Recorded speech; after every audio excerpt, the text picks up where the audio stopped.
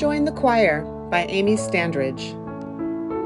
In the end, music lifted our spirits and gave us ways to connect with Glenn when words could no longer reach him. Kim Campbell, widow of country music legend Glenn Campbell. Sitting quietly, she looks up and smiles. Is there a memory there, flickering in the periphery of her tired mind? Has the music created an elegant synapse in her cerebral cortex, bringing her to a place of clarity? Her eyes come alive, twinkling for a moment, and then she sighs. No words emerge from her lips, but the glow in her eyes speaks. She remembers. It might not be what we would consider remembering. She doesn't share a memory or a thought, but something in the cells of her being remember. I can see it. This vignette describes a beautiful, smart, beloved wife and mother I worked with. She was no longer able to have a verbal conversation or take care of herself. Sometimes, though, after I would sing hymns to her, holding her hand or giving her shoulder a squeeze, she would say words like blessing, mother, and that's beautiful. Even in the very latest stages of dementia, music drew her out. Music brought her back. Music brought us into one another's lives. I often tell people, if you are an older person, someone living with dementia, or love someone living with dementia, San Antonio is where you want to be. Mom knows best. There is a career called music therapy where you can use music to help people, Mom told me when she called. Music had always been an important part of my life. Playing the piano got me through some difficult times of loneliness and depression in high school and early college. Because of that, music therapy sounded like a great fit, and I was blessed to live in a city that had a music therapy program. I started taking classes as soon as I could at Charleston Southern University, CSU, in South Carolina. After a year of full-time study, I transferred from one CSU to another, Colorado State University, as a master's equivalency graduate student in music therapy.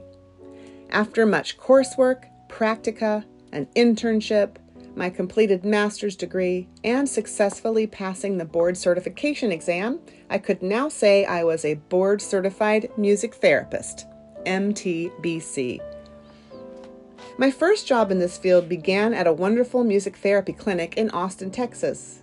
I was assigned to many different client groups, including children with autism, young adults with developmental disabilities, adults who had experienced traumatic brain injury or TBI, and other older adults with Parkinson's disease and dementia. Realizing how much I enjoyed this newfound occupation, I chose to acquire a second master's degree in music and human learning in 2006. After taking a break to start a family with my husband, we moved to San Antonio, Texas, where I started my private practice in 2011. The big question: would you be willing to be our choir director? The idea of a choir for people living with dementia had always fascinated me. Wouldn't that be so cool? I wondered. Without hesitation, I replied with an emphatic yes. Do you think we could start at 2 weeks? Say no more, my friend. Jumping in headfirst is my love language. Grace Notes Community Choir was born 2 weeks later. I felt nervous. I wasn't a trained choir director. I wondered if I could pull this off. We started with 8 members, 4 people living with dementia and 4 care partners. Most care partners were spouses, but one was a granddaughter who also brought her toddler daughter. One of our male singers felt hesitant to attend for the first few weeks. Each week we waited with anticipation to see if he would even get out of the car. When he did come in, he sometimes appeared unhappy, sitting in his chair, frowning. One rehearsal, our apprehensive singer appeared frustrated, not wanting to participate. I had set an easel with a whiteboard on the platform in order to brainstorm some ideas with the choir. Our youngest singer, age 2, found her way to the stage and began crawling back and forth under the easel, exploring. When Frank noticed her, he smiled. I never saw him frown again. She became a permanent member of our group, and so did Frank. Grace Notes Community Choir is my proudest professional accomplishment and the place where I feel the most myself. One of our original members, the great-grandmother of the young girl, continues to sing with us to the time of this writing. B is a vibrant, petite octogenarian, a person between 80 and 89 years old, who spent most of her adult life singing with a woman's barbershop chorus. She is a born performer, singing beautifully and engaging our audiences with her animated stage presence. Like me, I feel like B is the most herself when she is singing with us. Our singers come from all levels of choir experience, from having no choral experience to having over 30 years of experience. The only requirements to join our group are an open heart and a desire to sing. Our purpose is the joy and connection that singing together brings. Sam and Leanne. Here comes the fun, I think to myself, when I see Sam come in with his wife Leanne. Both silver-haired and playful, Sam and Leanne have been singing with us for 3 years. Neither had any singing experience before jumping right in to join the choir. At rehearsal, Sam likes to sit with Sandra rather than with Leanne. Sandra is a volunteer, another octogenarian, with a quick laugh, a sparkle in her eye, and a beautifully clear soprano voice. She and Sam struck up a fun friendship. Wife Leanne thinks it's great when Sam and Sandra sit together. "Look, Sam, it's your friend Sandra," Leanne says when they enter the rehearsal. Sam settles in next to Sandra, looks at her with his bright blue eyes and says, "Hi there, beautiful. It's good to see you again." "Oh," Sandra exclaims, laughing, "it's good to see you too." "This woman right here," he tells me, indicating to Sandra, "she's really something. I mean it." Sam is great with people. He is the first to shake hands with a new person who comes into the room and is quick to share a kind greeting. I know that Sandra appreciates his encouragement. After a long break from singing with the group, she is overjoyed to sing and perform again. Sam's praise is important to Sandra. You might think that the person living with dementia is always the one in a position to need encouragement. In this case, he is the person spreading cheer. Sam's personality and natural abilities shine through during our rehearsals. We love him, and he can tell.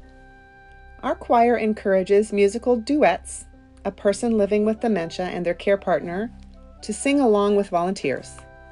Ideally, each singer with dementia would have a volunteer to sing next to them and assist them with whatever they need.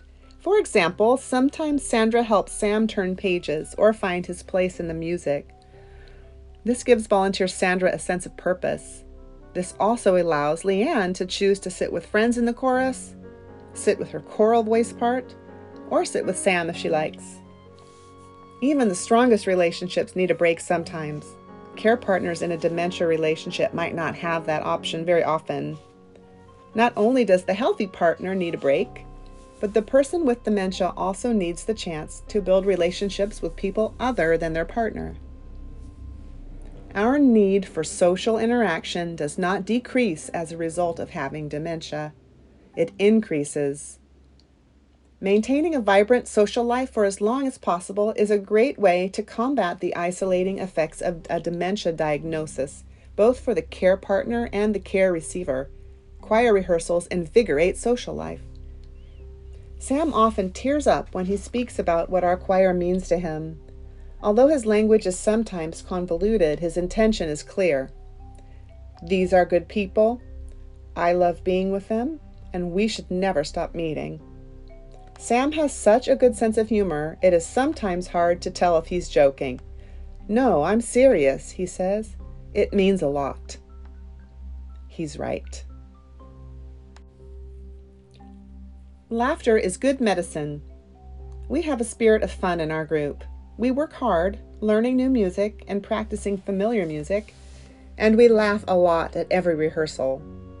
Sometimes a choir member will share a joke or a funny story, but more often we giggle at each other's one-liners, facial expressions, and even at our mistakes. Especially at our mistakes. Recently, I printed out some lyrics for a performance.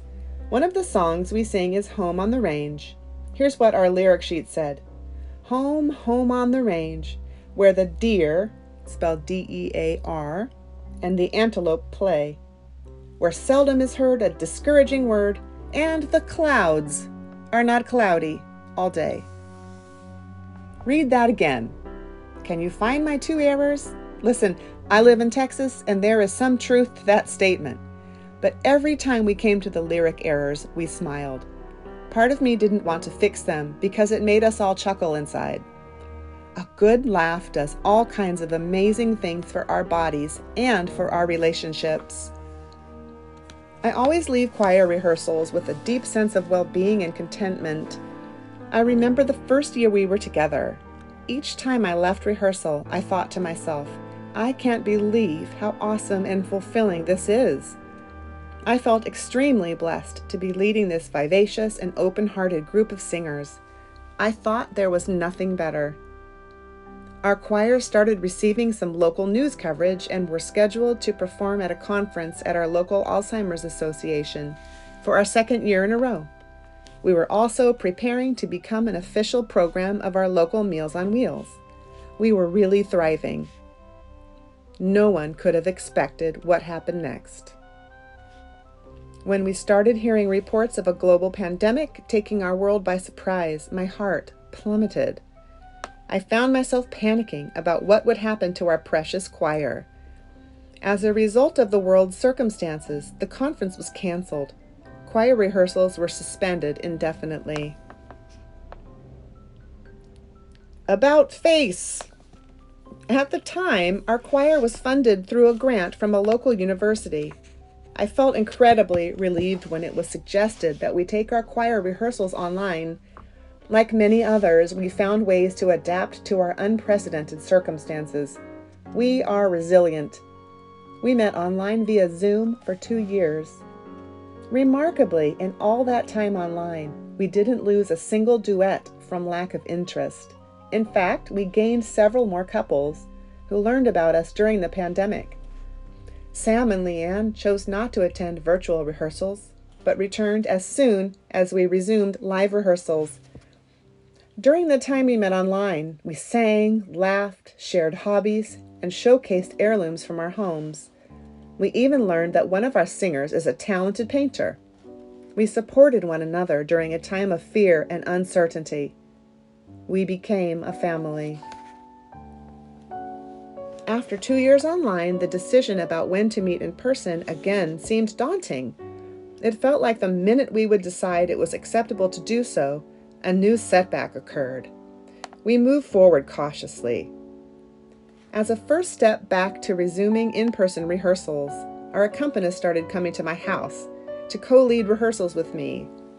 She and I would lead from my living room, and each of our duets joined from their own homes. Before this point, I accompanied most rehearsals with my guitar. It felt amazing to have a pianist again. We started learning new songs that everyone was excited about in anticipation of finally singing together again. What a triumph when we were finally able to sing together face to face. We're back! So, we'll see everyone next week? Several members asked joyfully at the end of that first in-person rehearsal. I thought choir members might want to start off singing online every other week. Nope. It suddenly felt like the sun had finally come out and we wanted to leave the blinds open. Everyone celebrated being together again. This was especially true for Sam and Leanne, who joined us again after our 2 years online adventure. At the time of this writing, Grace Notes has been rehearsing in person for almost a year. We have 2 performances coming up and are officially a program of Meals on Wheels San Antonio. What's next? In the words of a former choir member, dementia is a screwy disease. A dementia diagnosis understandably brings fear, anger, sadness, and confusion. And yet, it's not a time to give up. It's a time to engage. Dance, fresh air, and rides in the country still exist. Community musical events, concerts, and theaters are still available. Musical experiences offer a sense of normalcy, comfort, and hope. It gives us aesthetic beauty, emotional support, and builds bridges when we feel far away. Perhaps you can find a dementia-friendly chorus where you or your loved one lives. Open your heart to the power of music to wonderfully enhance your life. Thank you for listening.